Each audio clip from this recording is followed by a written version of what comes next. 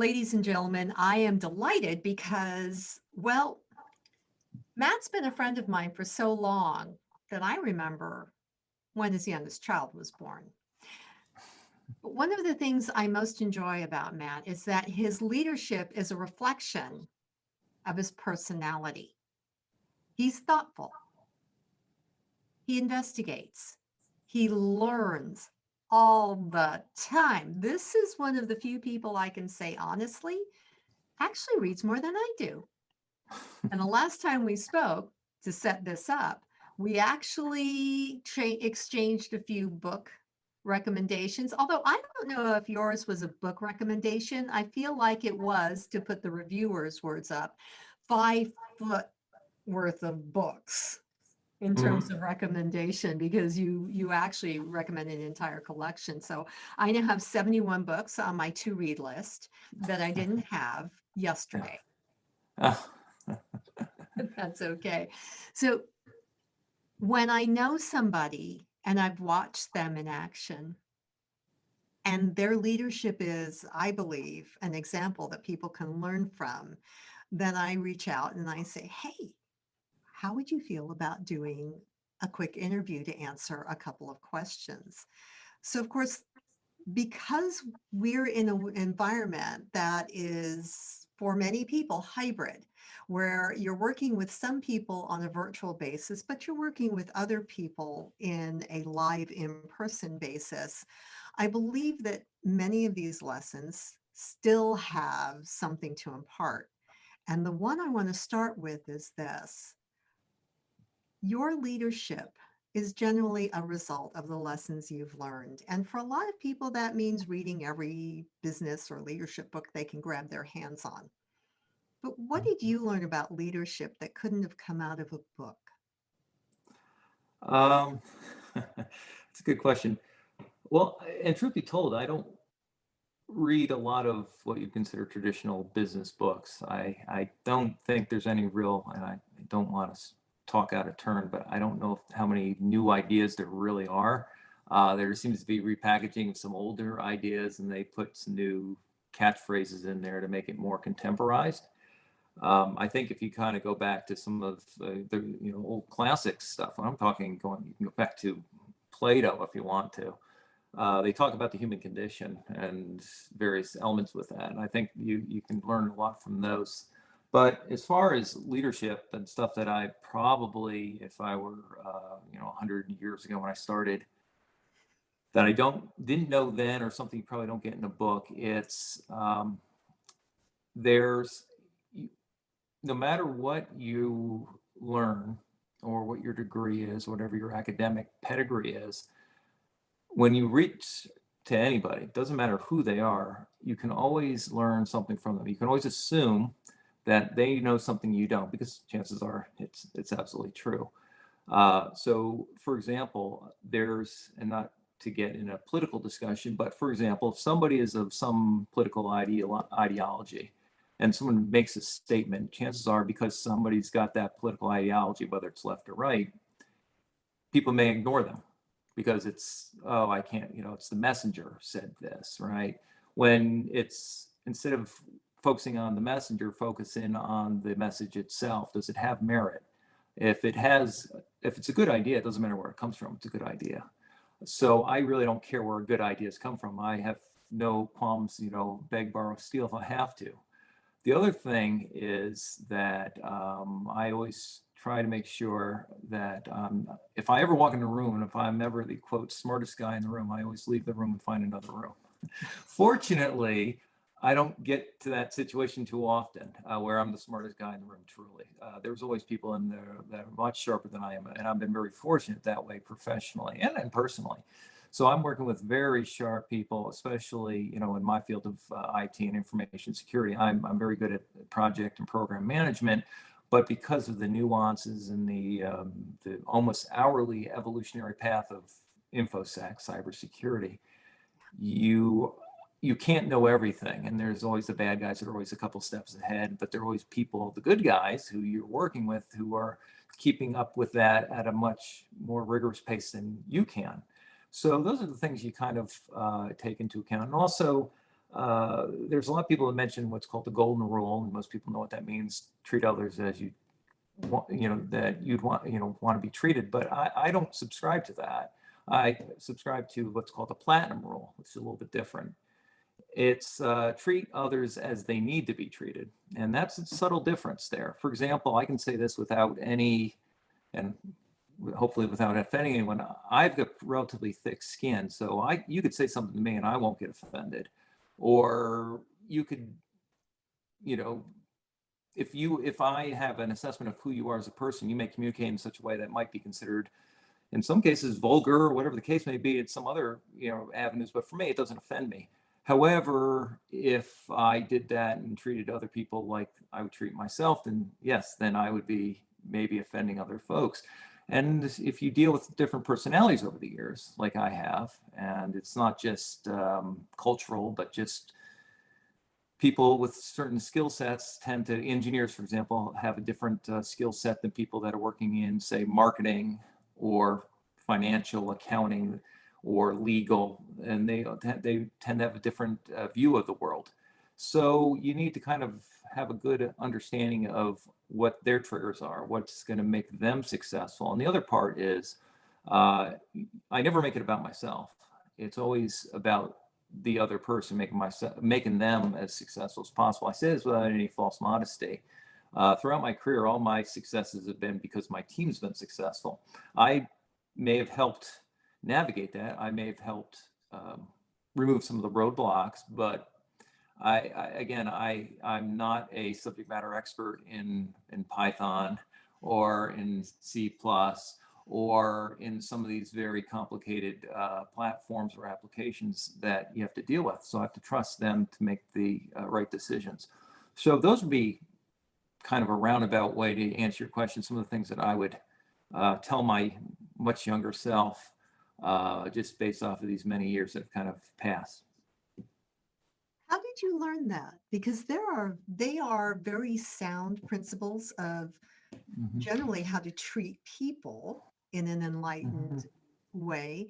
Did you have a role model that you felt you watched how they navigated their way through their relationships with people, both professionally and personally, and you thought that I want that?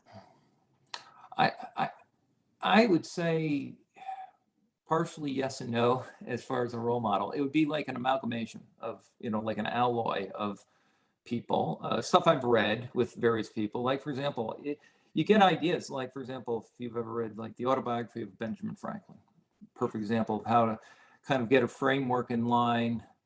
But if you read about him, where he said early to bed, early to rise makes a young man, wealthy, young and wise, or whatever the case may be. But he didn't always do that in practice, because he was assessing, for example, when he was working at liaison during the American Revolution with the French, he had to work within their constructs. He was up late at night. He was there socializing, much to James Madison's chagrin. Who was there with him, on that trip. He couldn't understand. So he read the Poor Richard's Almanac, which was Ben Franklin's pseudonym books that he wrote, and he wasn't practicing it. But that being said, it's sort of an amalgamation, and I was fortunate. I was very close to my paternal grandparents, and I learned from them kind of what the real, they went through the Great Depression, they went through the Second World War, so they knew what a real rainy day was. So when you deal with absolutes like that, you are able to put things in perspective, and I think that's part of the things that I always try to bring to the table is what we're doing. Everything we do is temporary, first thing. Secondly, it's not doom and gloom. I'm not a neurosurgeon. I'm not saving lives. I may help enhance some lives. I've worked in the medical industry, and I've worked with various insurance companies and stuff that have impacted people's lives. But as far as the work that I do, it's moderated by that. So I guess it's probably just also being a perpetual student. I never go, oh, that's it, I'm at the finish line and I'm done. It's a case where I'm always kind of evolving along, and I've made more mistakes than I care to recollect, but the mistakes are just as important as the success. Just like with, for example, you hear about entrepreneurs. The failures are just as important, if not more so, than the successes. So it's kind of a combination of all those things. I guess maybe I've picked it up over the years. Well, I'm glad to hear that the failures are just as important as the successes. That Probably even more oh, so in a lot of cases. They really are, because when things, I forgot who said it, but character's defined in times of adversity, not in times of prosperity. And because what happens is when things are going well, you could be making terrible mistakes, but just because of happenstance, you're thinking, this is great. You're getting affirmed. You're getting you're becoming, kind of, you're enabling sometimes poor behavior, but you don't know any better. When you have a consequences are failure, less. when you have a failure happen and you hit something that is so cataclysmically bad, you're called out. But the thing is, and I think this is an important lesson that for anybody, even people who are well experienced and seasoned, don't shy away from the ownership of the mistake. Just because the mistake happened doesn't mean you're off the hook. I've been in board meetings where I've had to come across with some very bad news. Things have impacted because of geopolitical situations have come up. COVID-19 was a great thing within the last 18 to 24 months, among other things. And it's about, people understand mistakes will happen. It's a question of getting in front of it, taking ownership and saying, okay, but this is our plan to mitigate. This is our plan to the path to green, as sometimes they like to say, if you're dealing with a dashboard, red, yellow, green. These are things we're thinking. So it shows that it's doing it ahead of time, and also make sure that you're not giving surprises in those meetings. You're prepping people ahead of time. Your executive team, for example, you're saying to them, look, this is going to be coming down the pipeline. This is what we're doing. This is what we're going to discuss. You will not be surprised on the call. We're just making it more public, and you socialize it then. Most people will understand. If they don't, that's up to them. And sometimes you can't change that. But those are the percentage you play, because that's, life is a series of trade-offs. Everything you give, you have to give up something. And that's almost a law of life. So those are all things that kind of come into play.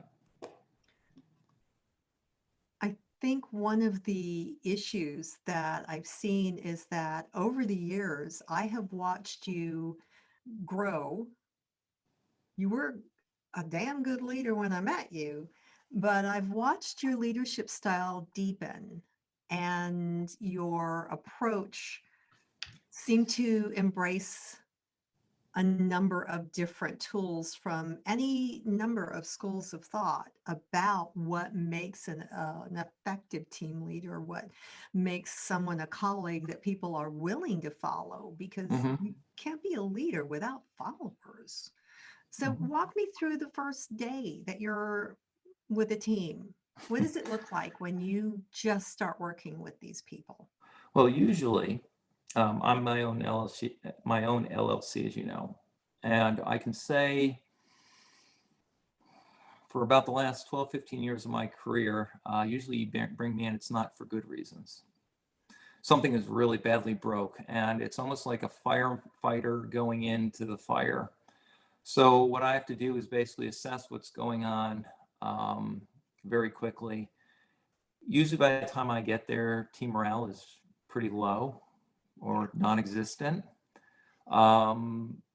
Fortunately, most of the opportunities I've been brought into, it's because people have known me from a previous life and have recommended, say, we need to bring this guy in. And so I have at least some credibility from at least one person in the organization. But sometimes there have been cases where it hasn't worked out that way. So what I basically do is I kind of simplify. I think one of my strengths is to kind of distill very complicated information in a very simplified manner. In other words, what is it? What is this in English that we're talking about?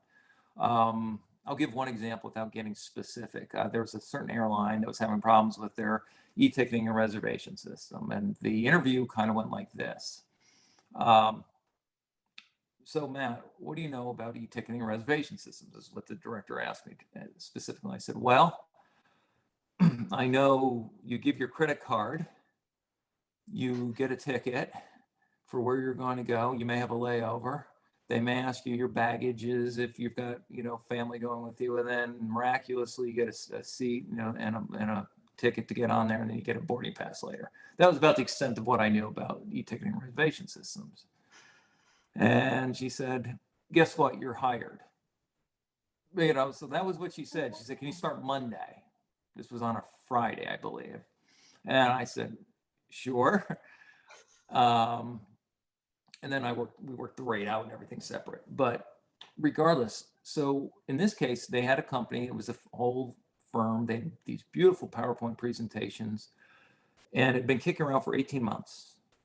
18 months, a year and a half, it had been kicking around. And I was reading these things, and they're gorgeous. I couldn't understand a thing about these. And I don't claim to be any great intellectual.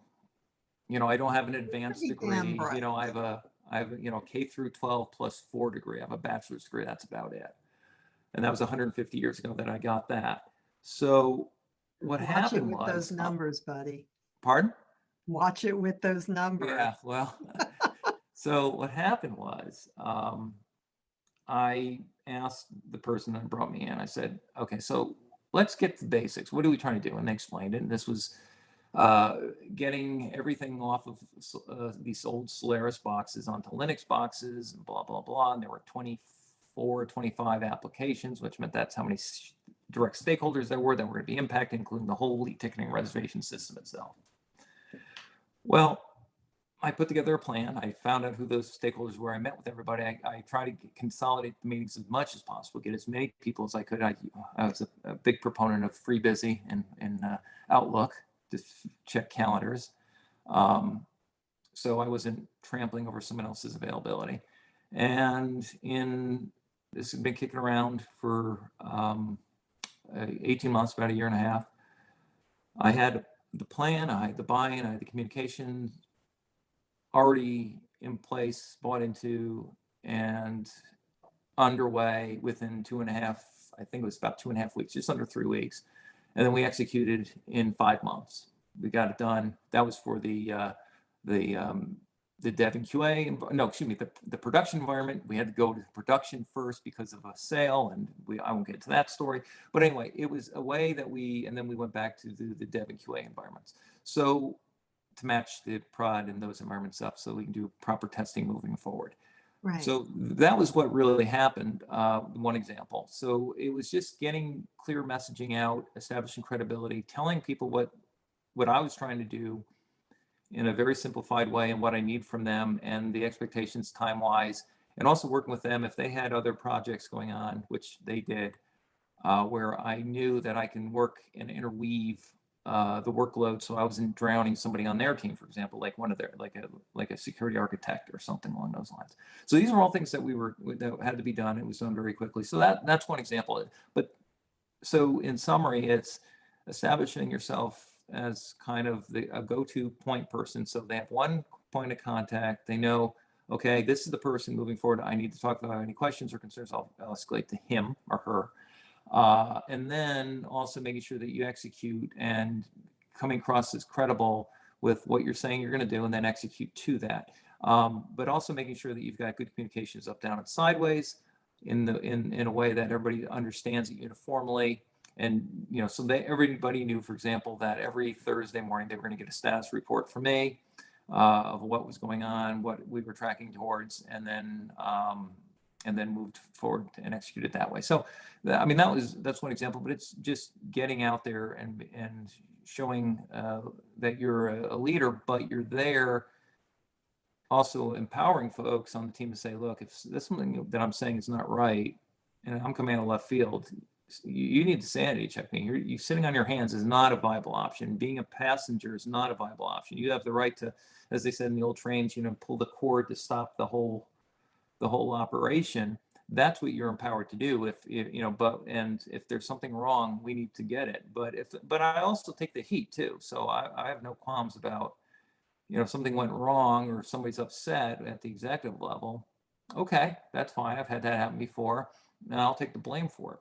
And in fact, I did have a situation with a company where one of the VPs kind of went around me to one of the people that was one of my project managers that was working, that a contractor was working through me to help with some of the other logistics. And I said, "What's going on?" She was in a panic, and she explained. I said, "Okay, I'll take care of it." So I reached out to the VP, and I said to this gentleman, I said, "Now look, we can't have this. You cannot be scaring my people. Like, now you have to talk to me directly. If you got a problem, I'll make sure that I get it addressed in a timely fashion.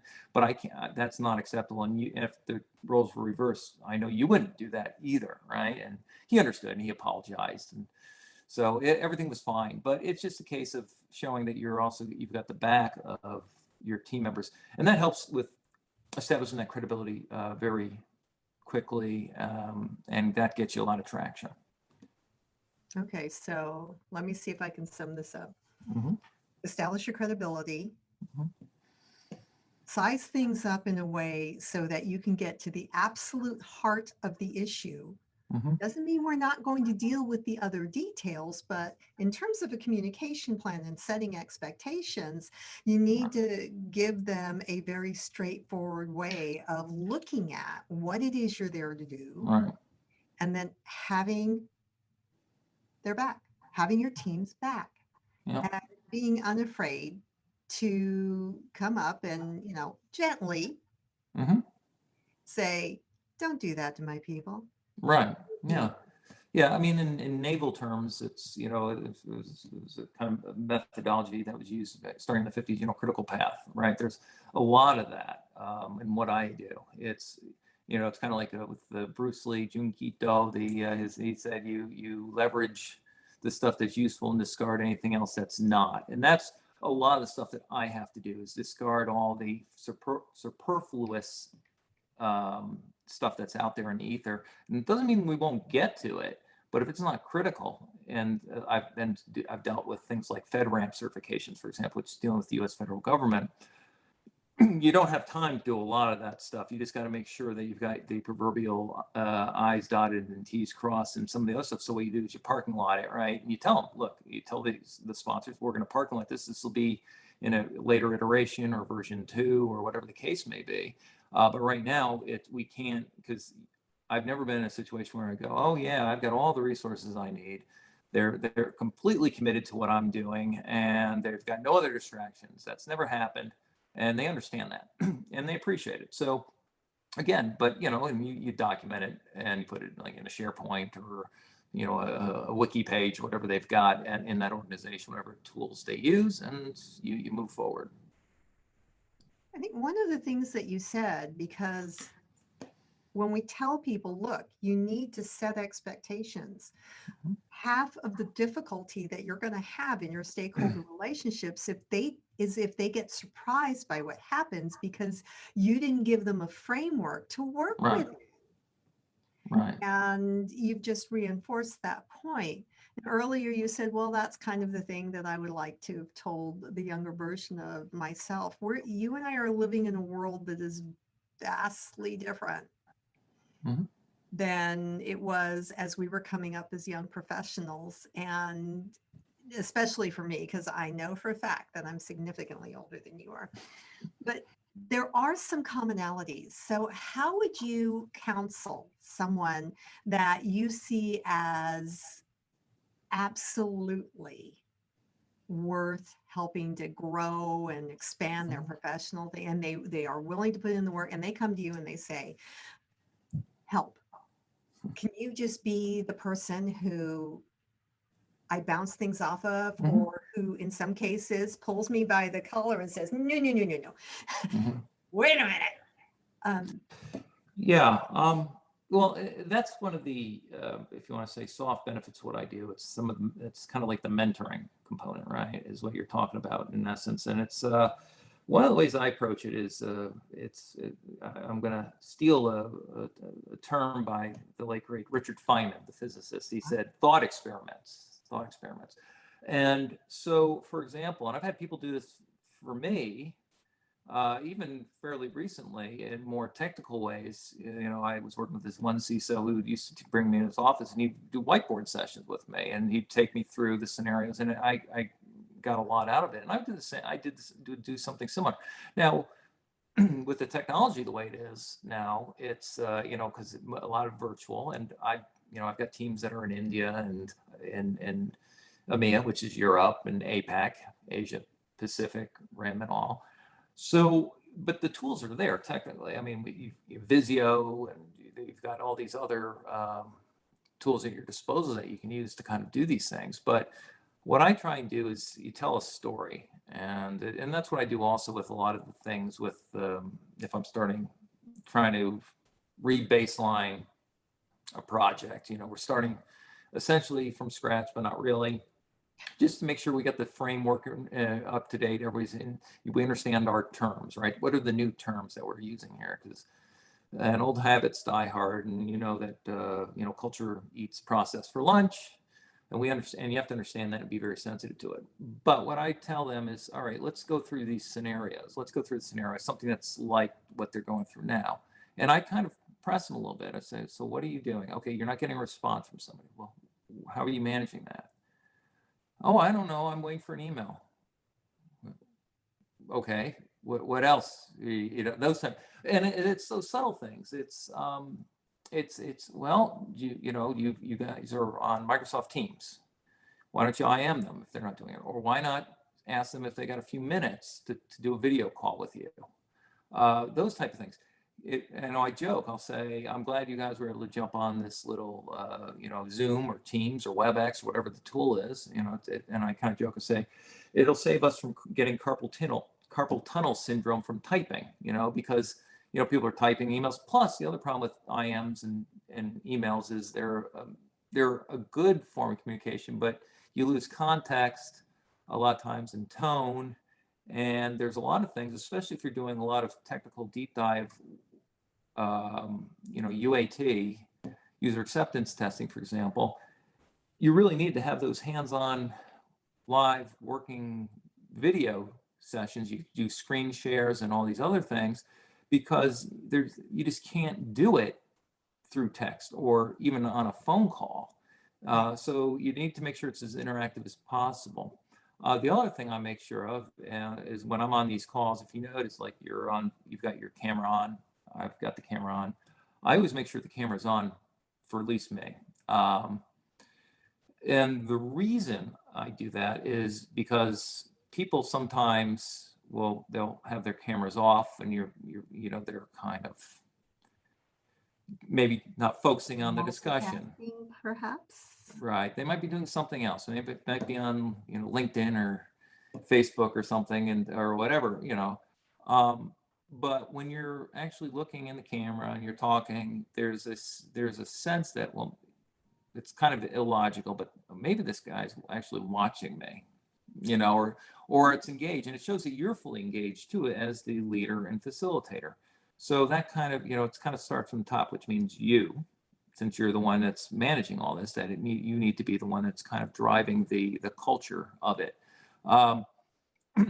I think back, you mentioned, I do a bit of reading, and I remember Frederick Douglass, the slave who escaped over a 24-hour period, wrote his famous autobiography that had several versions of it. And I remember reading that he was the most photographed man in the 19th century, according to what I think it was Smithsonian or somebody stated that. And if you notice the photos of Frederick Douglass, and I'm not comparing myself anywhere near what Mr. Douglass was or his capabilities, but if you look at the photos, he was always looking at the camera and through the camera. And there's a reason for that. And that was to show that it was a presence. He was there to project, strength, whatever the case may be. It's very similar when you're doing, and probably even more so with a format like this, or Teams or whatever. So when I'm talking, you look right into that camera.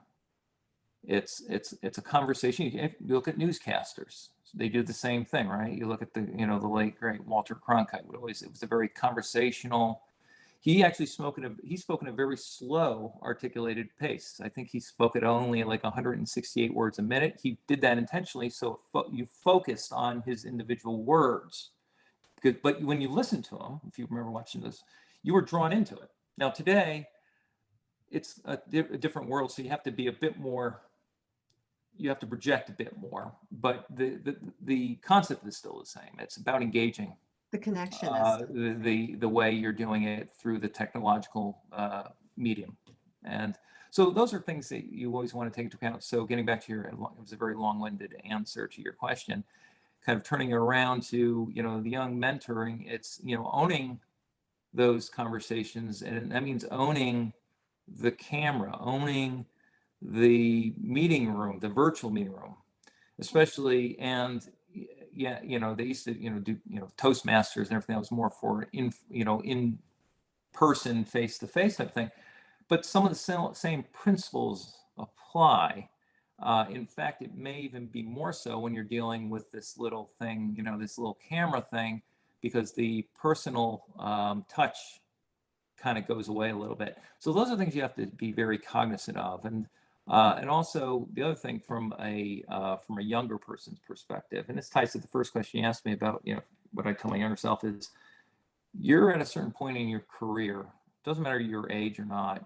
And this goes back to more historical references, what I always bring up.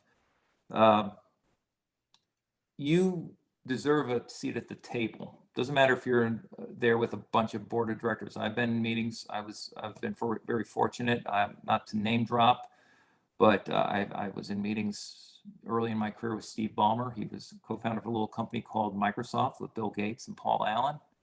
A little company, a guy named Fred Smith. He started a little company, who I met. It was a little company called FedEx.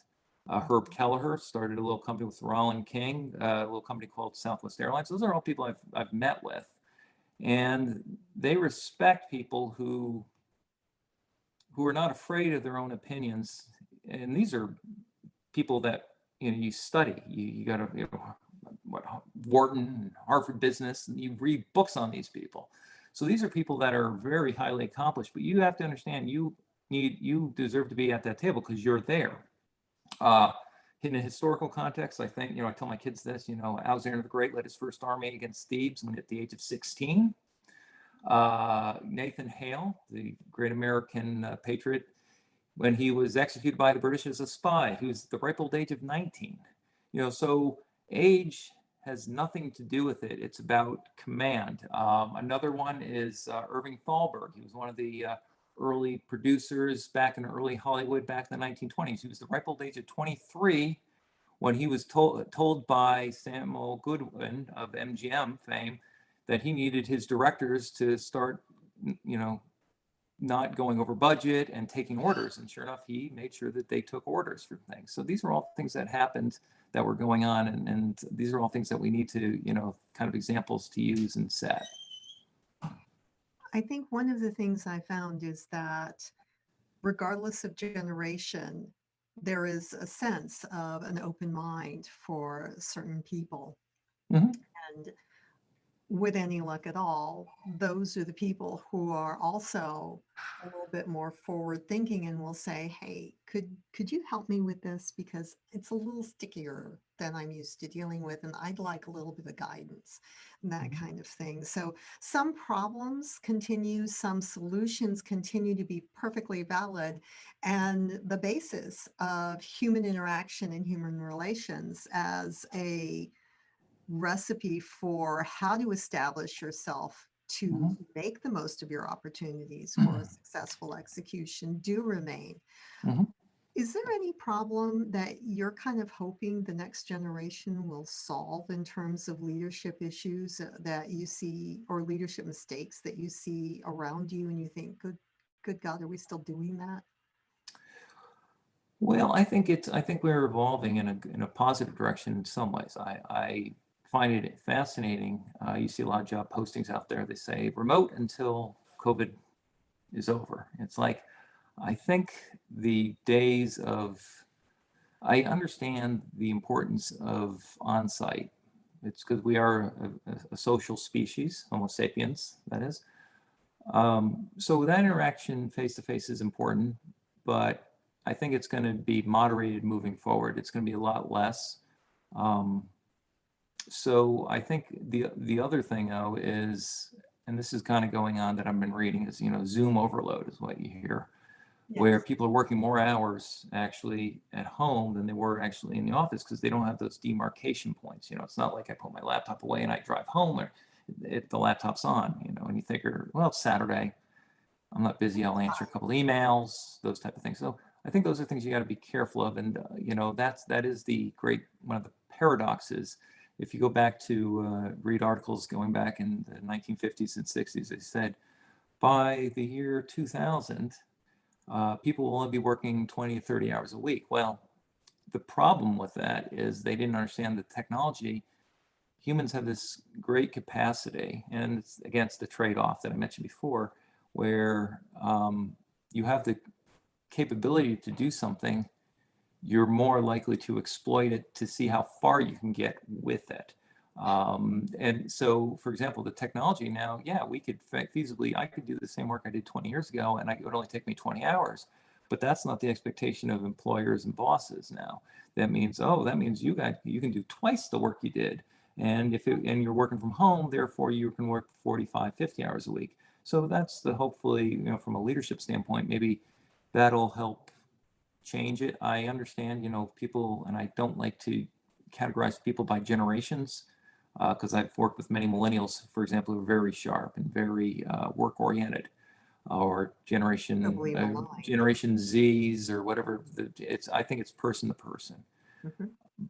That being said, I think that it's encouraging that I'm seeing, reading a lot of younger people who are more in tune to a better life-work balance, which is good. But you got to do that in a moderated way too. So so I think that's been encouraging. But those people who are in their 30s now, who might be millennials, by the time they get to my age in their 50s, their views may change, their priorities may change, and they may be saying, oh, when I was 30, I was idealistic. I wanted a life-work balance. The ugly, dirty little secret might be they start going more heavily towards work more than they used to. So you just got to guard against that a little bit. I think it was Walt Disney said the best of us always keeps their inner child. I think you always want to keep a little bit of that with you, right? You always want to be able to kind of manage that a bit within moderation, keep the creativity that keeps things kind of fresh for you. So, keep that in mind. So I think, again, getting back to your initial question, as far as leadership, I think the getting out of the mindset of I like to see my worker bees in their cubicles while I'm in the corner office. I think that needs to wash away, and I think it has to some extent. But you still see it out there. People are going in there. That being said, I wouldn't want to be in commercial real estate at this point either, because I know a lot of companies have basically have ripped the band-aid, said we're no longer doing this. But where's that middle ground? I don't know. But I think with the leadership, I'm optimistic, cautiously, but optimistic about future leadership globally, because that's what we are. We're a global entity with IT and information security, which what I do, that is a 24/7 endeavor. So those would be the things that I'd want to just hopefully we and I change a little bit. I think that we're getting there. It's great that you can work from anywhere. I could be on a beach in Borneo, but if I'm on a beach in Borneo, should I be on my laptop? It's that sort of thing. And that's your balancing act, right? I've heard a term that always reminds me of you, oddly enough, Uh-oh.